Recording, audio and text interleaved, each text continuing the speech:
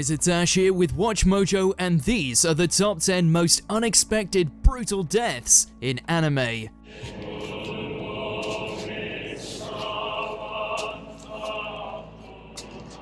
For this list, we'll be looking at the times animated characters made their end in a shockingly violent fashion. Predictably, expect some bloody spoilers. Which anime death left your jaw on the floor? Let us know in the comments, and if there's another anime list you want to see, go to my Twitter at AshJBo and let me know.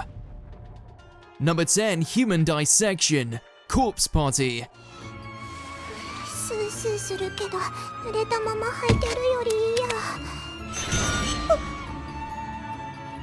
Getting transported to a haunted alternate reality isn't even the worst part of Yuka's problems. After she's separated from the group, she finds solace in the friendly-faced Yuya, except he's a psychotic killer too, go figure. Yuka-chan, ここからは抜け出せない。絶対にみんな死ぬんだ。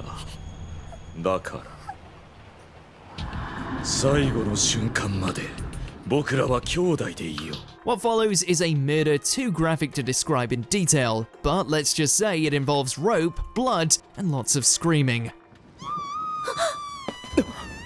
Yuka! Arguably, the worst part is that Yuka doesn't succumb to her wounds until later, meaning she had to endure all of it to the very end.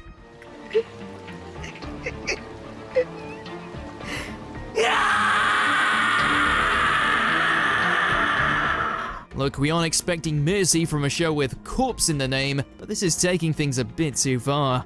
Number 9, a good head on her shoulders. Akamega kill. The first rule of assassinations is to always survey your surroundings.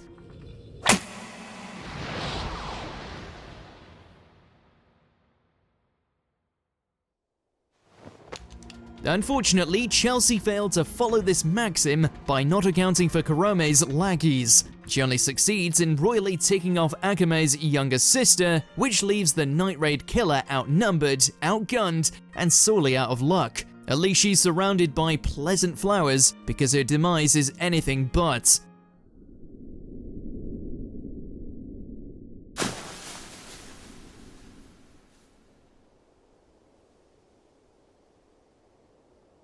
Not to mention the fact that a noble warrior's death is totally out of the question. Instead of a proper burial, her corpse is decapitated and used as a gruesome scarecrow for Tatsumi and the others. Though this one probably wards off more than just birds.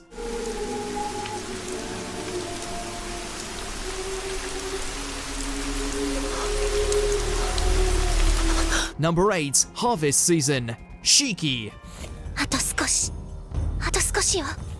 国道を渡ってあの向こうの暗闇に飛び込んでしまえば人間たちには見えない。 This bloody farewell is painful to watch, and not just because of the obvious face crushing. Megumi is a Shiki, sure, but all she wanted was to move to the big city and live a quiet life. She's tantalizingly close to achieving her dream too, when the mob finally catches up to her.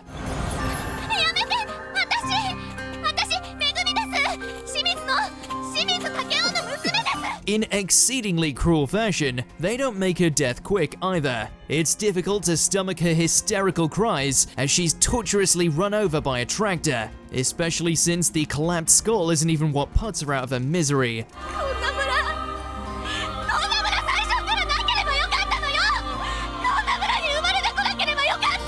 A steak could have done the same job and saved a lot of cleanup. Number 7, Seeing Red. Higurashi when they cry, go. It's impressive that the mountain of corpses aren't even the most astonishing parts. No, that honor belongs to its culprits.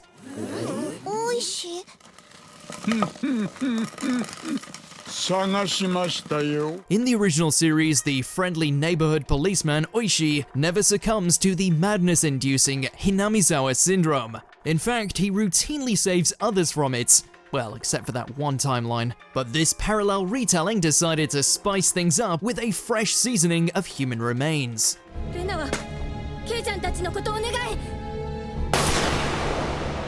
Oishi arrives at the festival, kills some innocent bystanders, shoots Mion and Shion, and then beats Rika to a bloody pulp.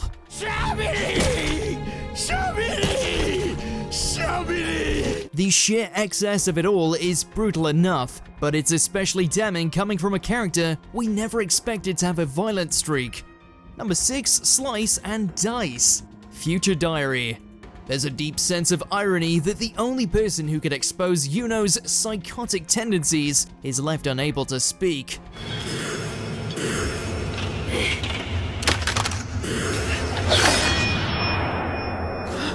Of course, that's courtesy of Yuno herself, who slashes Aru's throat to prevent him from divulging her true plan. However, that's still not enough assurance for her. With nary a second warning, she decides to permanently tear Aru's page from the series' diary. Yuno, don't do this! He's not a threat anymore! Coming at the tail end of a particularly bloody episode, it's hard to even catch your breath, let alone prepare for this impromptu decapitation. Aru's final moments are spent typing a message to his friend, but unfortunately, Yuno's blade was faster than his fingers. I need to warn my beloved Yuki. Number 5, Double Trouble, Blood Sea. So you don't need us anymore. We're finished, aren't we? Don't let their looks deceive you. These twins are anything but innocent. But even so, this punishment might not fit the crime. You're overreacting. We didn't do anything that bad to her. Relax. We didn't tear off her fingernails or break any of her bones. After revealing their deception to Saya, Nono and Nene become the new chew toy for a demonic dog who's far from house-trained. He plays fetch with their body parts until they're nothing but loose limbs and bloody puddles. And the visual is not for the faint of heart.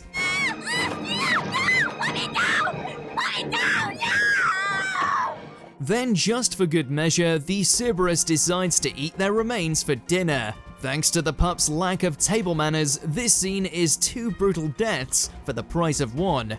Number 4, Human Skewer. Another. They say lightning never strikes the same place twice, but once is more than enough in Izumi's case. Just as she was about to start permanently expelling their classmates, Mother Nature decided to give her a failing grade in trusting her friends.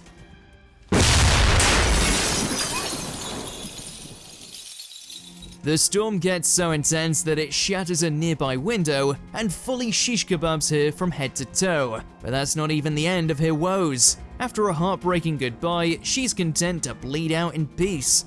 覚えてる？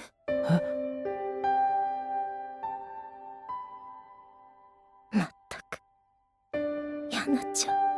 And she might have gotten that if the building itself hadn't exploded, leaving her buried in rubble. Talk about overkill.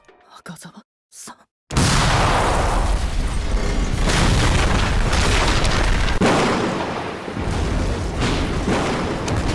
Number 3, the final job, Akudama Drive. あの子たちを四国まで運んで。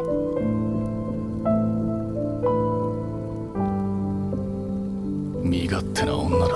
Against a gang of aptly named executioners, it's clear there's no last-minute scheme capable of saving the swindler this time. But even if she was an average girl simply pretending to be a criminal, she still spends her last breaths helping the others get away. あなたたちは絶対逃げて。だってこれはあなたたちが決めたことだから。 Unfortunately, she can only confuse her assailants for so long. When they don't buy her story, they cut her down quicker than the blink of an eye. The quiet sound design and religious imagery lend the scene a deeply tragic gravitas, but at least the swindler lived up to her name until the very end. 私はただの一般人です。私は詐欺師だ。 Number 2, Gon's Rampage, Hunter x Hunter. もうこれで。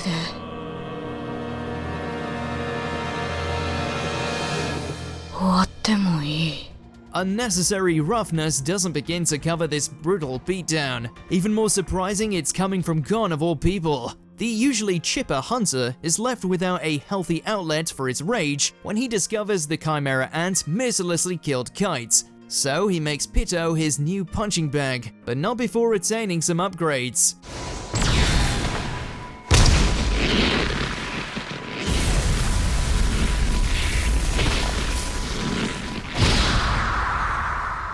At the risk of losing all of his nen for good, Gon forces himself to mature in order to dole out some worthy retribution. To say he succeeded would be a massive understatement. Nothing left of Pitou's face remains by the time Gon is finished with them. じゃんけん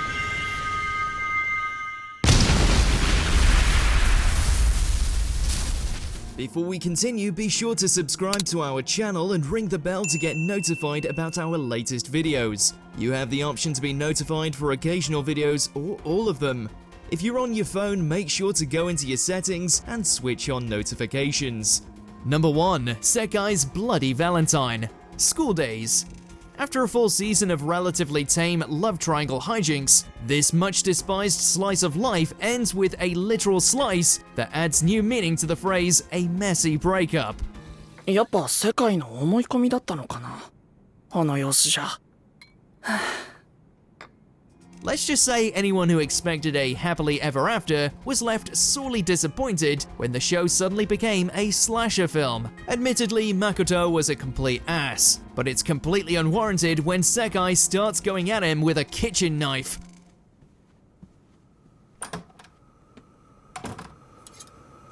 There's just nothing that can prepare you for the straightforward romance ending with its leading man in a body bag. Apparently nothing says young love quite like murder. Did you enjoy this video? Check out these other clips from WatchMojo and be sure to subscribe and ring the bell to be notified about our latest videos.